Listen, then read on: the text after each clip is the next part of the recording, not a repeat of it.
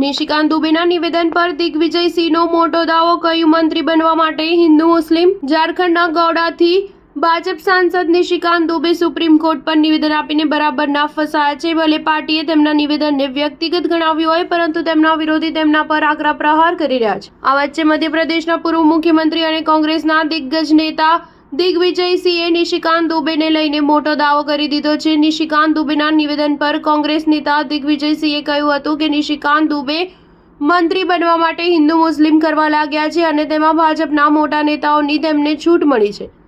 ભાજપે પણ કહ્યું છે કે આ તેમનું અંગત નિવેદન છે અને ભાજપે પણ તેનાથી ખુદને અલગ કરી દીધું છે, પરંતુ ભાજપ જો ઈમાનદાર છે તો આવા નેતાઓને તાત્કાલિક સસ્પેન્ડ કરી દે। ભાજપની પણ તેમાં મિલીભગત છે। સુપ્રીમ કોર્ટને પણ સ્વત સંજ્ઞાન લેતા નિશિકાંત દુબે પર એક્શન લેવા જોઈએ। દિગ્વિજયસિંહે વધુમાં કહ્યું કે જો ભાજપના પસંદ કરાયેલા સાંસદ સુપ્રીમ કોર્ટના CJI પર આ પ્રકારે નિવેદન આપે છે તો આ સુપ્રીમ કોર્ટની માનહાનિ છે, તેમના પર કન્ટેમ્પ્ટ લગાવવું જોઈએ। જણાવી દઈએ કે નિશિકાંત દુબે દ્વારા સુપ્રીમ કોર્ટ પર કરવામાં આવેલી ટિપ્પણીથી હોબાળો મચ્યો છે। વિપક્ષી દળના નેતા ભાજપ સાંસદના નિવેદનથી લઈને સતત આક્રમકતા દાખવી રહ્યું છે, ત્યાં સુધી કે નિશિકાંત દુબેને પાર્ટીમાંથી હાંકી કાઢવાની માંગ પણ કરાઈ રહી છે। જો કે ભાજપના રાષ્ટ્રીય અધ્યક્ષ JP નડ્ડાએ કહ્યું છે કે ભાજપ આવા નિવેદનોનું સમર્થન નથી કરતી। સ્ટાર ન્યૂઝ 7 હંમેશા સચ્ચાઈની સાથે।